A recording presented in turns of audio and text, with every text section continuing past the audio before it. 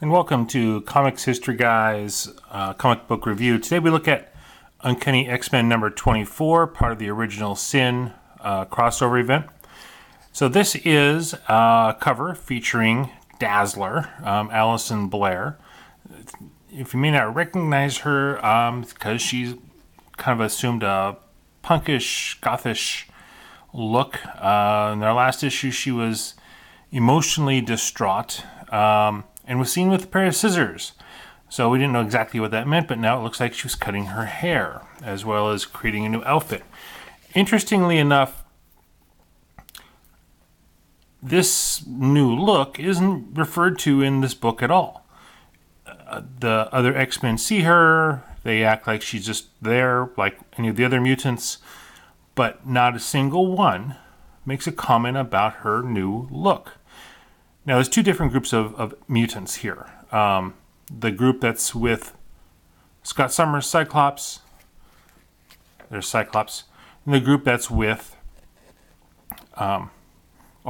Storm and Beast and Iceman and Wolverine, and they're definitely diametrically opposed groups. The group that Dazzler does not live with didn't say a word about, oh, hey, you look different, or who are you? Anyway, moving on. As we know, this is part of the Last Will and Testament of Charles Xavier. That was the title of the last book. So here we have the She-Hulk, who is sitting at the desk here. The attorney for Charles Xavier, who brought the Last Will and Testament, and she wants everybody there who's mentioned in the will, which means the other X-Men, particularly Scott Summers. So we have some dialogue here. Art by Chris Anka. Not my favorite artist, but it works in this comic book. Kind of dark, edgy, a little bit sketchy. Wolverine looks unhappy. Has a scar, so he still doesn't have his healing powers. That's going on in his book. So as we move through here, we see dialogue, but it's all pretty good. It's well written. This, of course, is being written by Brian Michael Bendis, one of the better writers in Marvel, and the art by Chris Anka. So the storyline works, except for the whole Dazzler issue, which bugs me to no end. And there's another story going on, which was touched on in the last book also.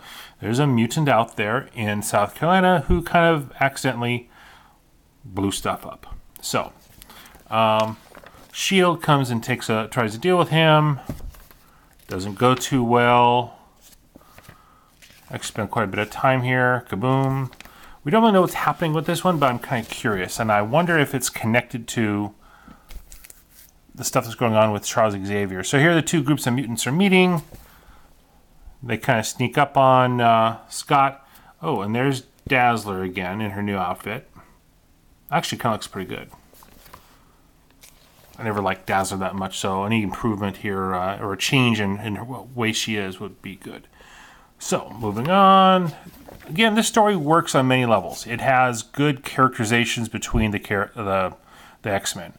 The Beast clearly does not like Scott Summers. There's a little bit of humor going on here, too. My only thing here, he looks like Daredevil. I don't know. I like his old outfit better. So, pretty good. And I must say, a little bit of humor here. Okay, the young ones are left behind. Don't know if you can see that on the video. What if it's a trap and they never come back? We'll have to repopulate the mutant race through procreation. So let's all get to it. Alrighty then. You guys are scaring me. So, if you're not familiar with what's been going on with the X-Men and with the different costumes and the way Chris Anka draws things, you may not know who they are. I don't know who most of them are myself. But here we go, and I won't give you the final reveal there. There is a big cliffhanger, kind of like there was at the last issue, and Bendis is good at that, and I will not give that away. But it's significant and could turn the whole X universe over on its ear. So, overall, this is a good book. The art works. The storyline's pretty good. The whole Dazzler thing, I don't know. They don't get into that. They ignore her. Bugs me to no end, since she's featured on the cover.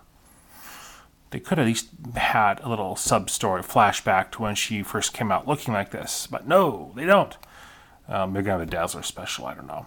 Anyway, overall, it's a good book. Follow X-Men, get it. If you just want to follow the original Sin stuff, there's some big reveals here with Charles Xavier coming up, which tie into the whole concept here. I have my own ideas of what's happening, but since I don't want to give away the ending, I won't. We'll see what happens in number 25. So enjoy, and we'll catch you later. Enough said.